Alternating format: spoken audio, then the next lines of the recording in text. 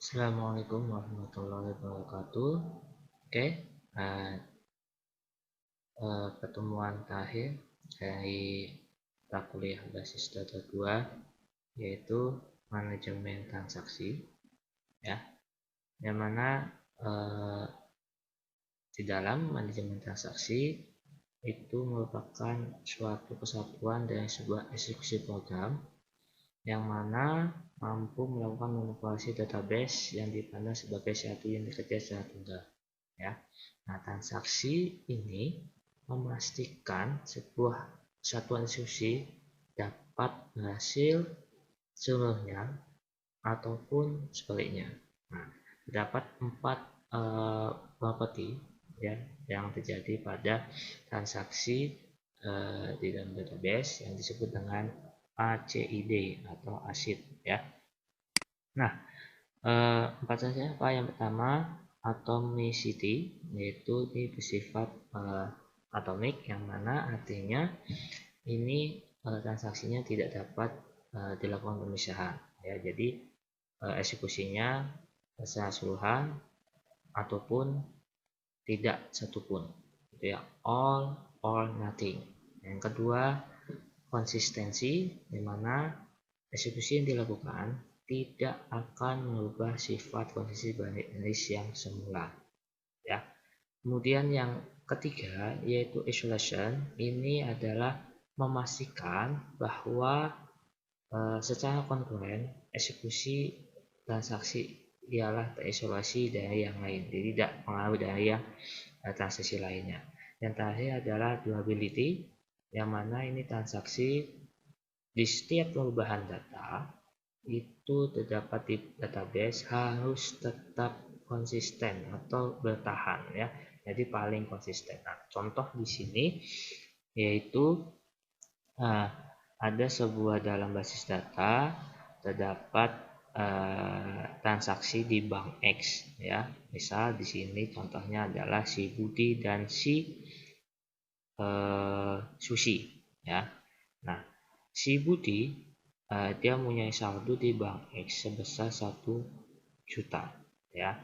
Nah, si Budi ingin mentransferkan uangnya kepada adiknya yang bernama Susi di bank X juga, ya, sebesar 500.000 untuk pembayaran kos si Susi.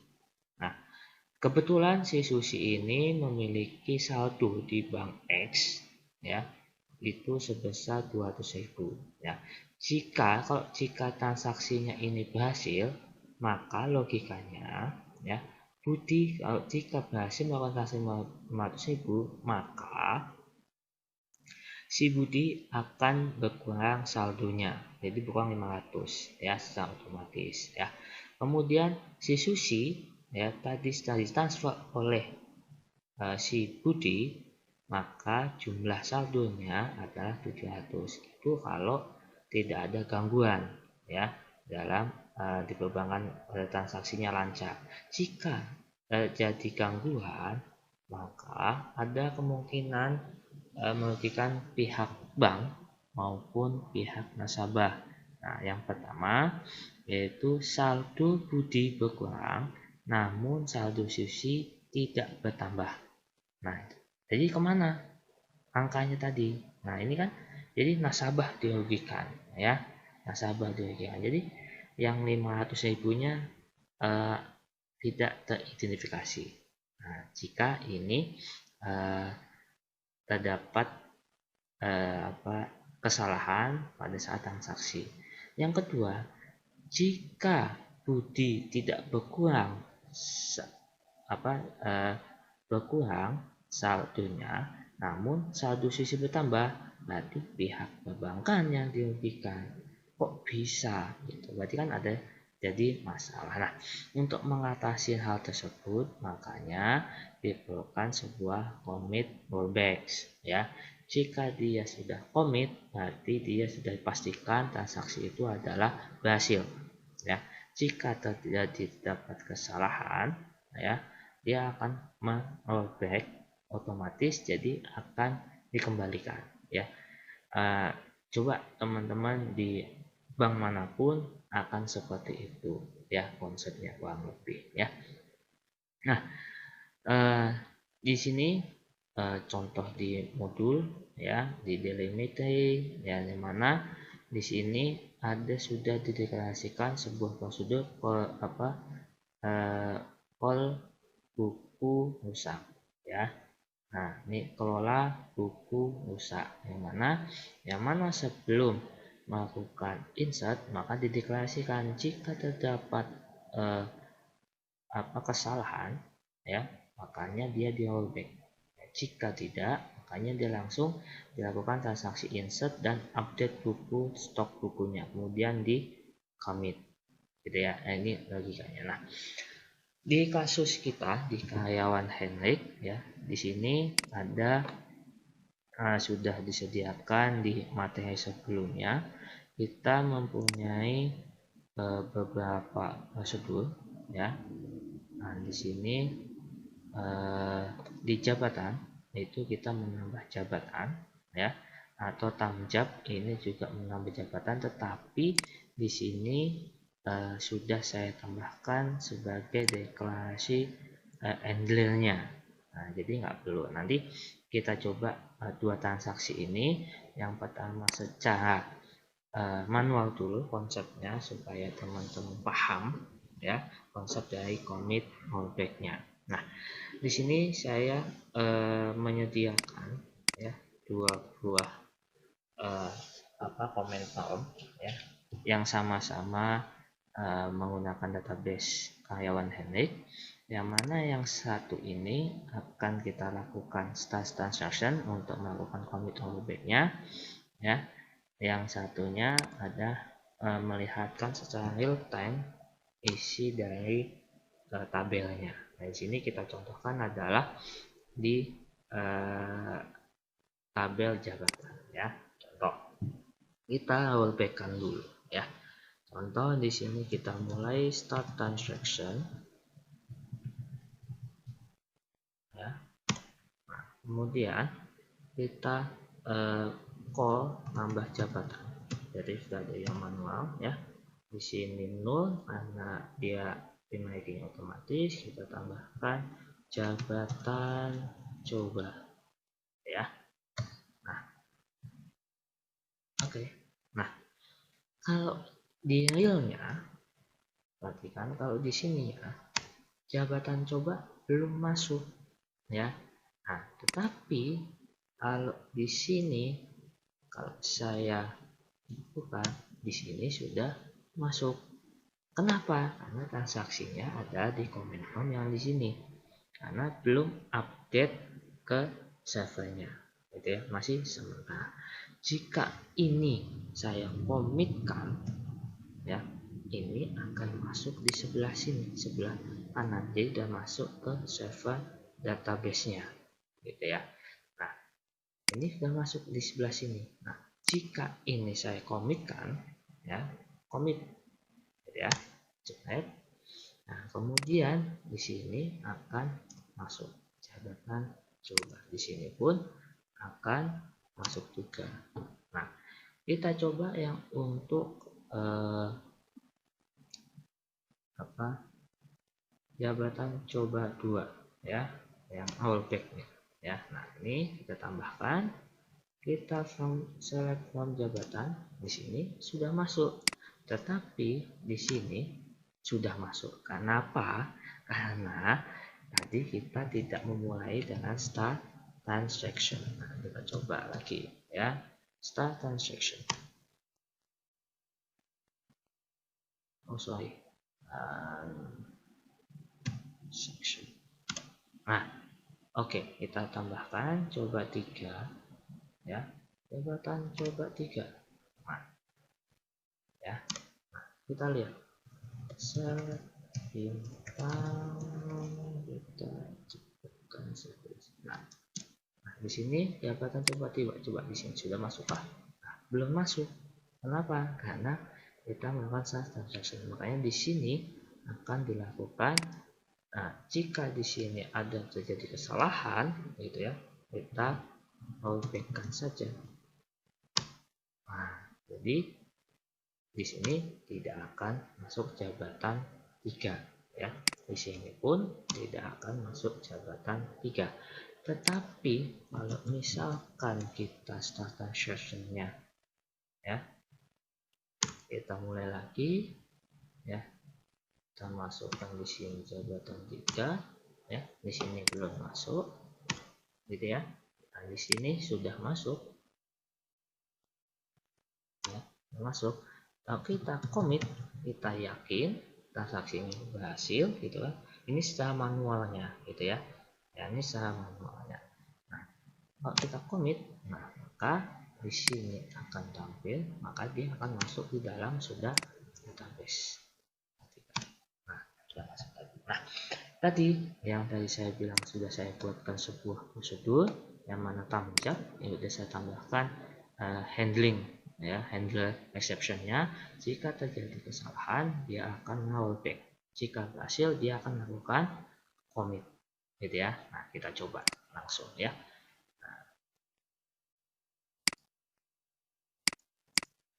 Oke, nah kita panggil ya. Oh, jadi nggak perlu start transaction karena start transaction-nya sudah dimasukkan di dalam prosedur ya. Jab ya.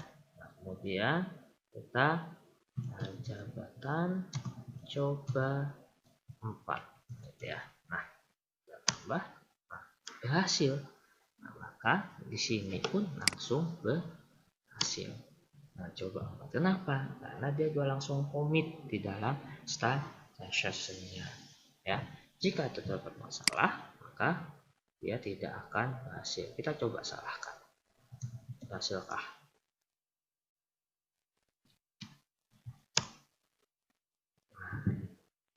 Incorrect number argument procedure ya.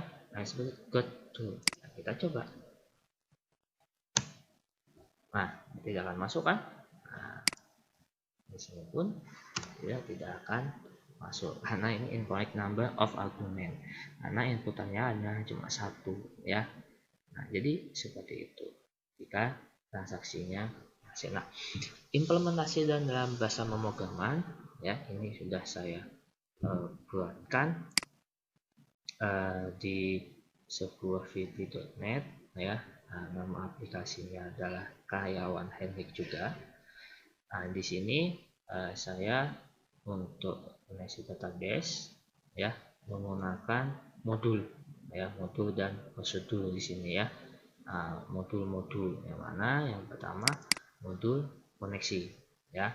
Nah, di sini adalah modul koneksi yang mana ada data-data yang kita pabrikan untuk dipakai intinya ke semua turunannya gitu ya. Nah, kemudian di prosedur ya, di prosedur saya nggak ada mengubah ya. Kenapa? Karena di sini sudah saya buatkan prosedur untuk melakukan eksekusi. Setiap melakukan prosedur maka dia akan melakukan eksekusi gitu ya. Kita lihat contoh. Nah, di sini contoh ya, misalkan tambah jabatan ya. Yang mana tambah jabatan saya berikan prosedur bin query, string query, insert value, job ya, eksekusi query. Eksekusinya apa? Ini sebuah prosedur yang diambil dari mana? Yang diambil dari sini. Ya, ini eksekusi. Nah, saya memasukkan commit rollback-nya di eksekusi. Nah, di sini semua eksekusi, semua query akan masuk di eksekusi sini. Nah, jadi tidak memasukkan ke beberapa codingan. Codingan satu jadi berefek kepada yang codingan yang lain. Nah, itu salah satu memudahkan dalam VB.NET ya. Nah, di sini yang pertama ini saya deklarasikan dulu ya. Public methods as MySQL transaction ini untuk transaksi commit rollback-nya. Nah, kemudian saya tambahkan handle-nya ya. Try ya. Nah, di sini saya tambahkan di sini method sama dengan begin transaction connection ya, begin transaction. Nah, ini mulai transaksinya ada di sini ya. Nah, dia melakukan eksekusi. Jika dia berhasil, dia akan melakukan method commit. Kemudian konsnya ditutup, kondisinya ditutup. Sebelum itu konsnya dibuka dulu gitu ya. Nah, kemudian jika terjadi kesalahan, maka di sini saya akan tambahkan method rollback ya. Kemudian ditambah di sini errornya apa. Jadi memberitahukan kita terjadi errornya apa gitu ya. X methodnya apa gitu. Nah, setelah begitu di semua halaman ini ya saya nggak perlu menambahkan karena semua query untuk chart-nya saya lakukan di sini semua. Inilah memudahkan saya ya. Nah, kemudian saya akan klik start ya.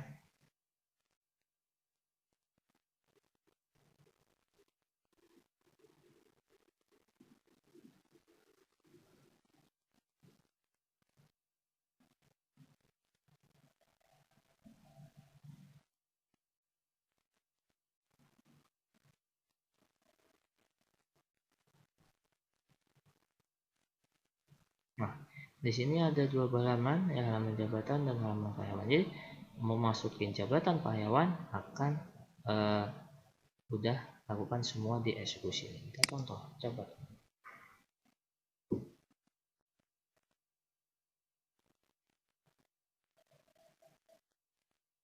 Nah, di sini ini akan saya lakukan hapus. Jadi mudah sekali. Jadi tidak ada jika error maka dia akan rollback ya, mengembalikan. Jadi tidak jadi dihapus gitu ya. Nah, kalau misalkan berhasil, misalkan ini kita ubah, kalau misalkan ada kesalahan ya makanya dia akan kembalikan lagi, tidak berubah, jadi berubah. Kalau misalkan kita hapus, kalau dia ada kesalahan ya tidak akan dihapus lagi gitu ya. Nah, ini pun kita hapus. Nah, kita tambahkan ya jabatan coba ya. Nah, jadi akan masuk seperti itu. Nah, itu konsep manajemen transaksi untuk komit dan rollback ya. Sekian materi terakhir dari mata kuliah mahasiswa 2. Assalamualaikum warahmatullahi wabarakatuh.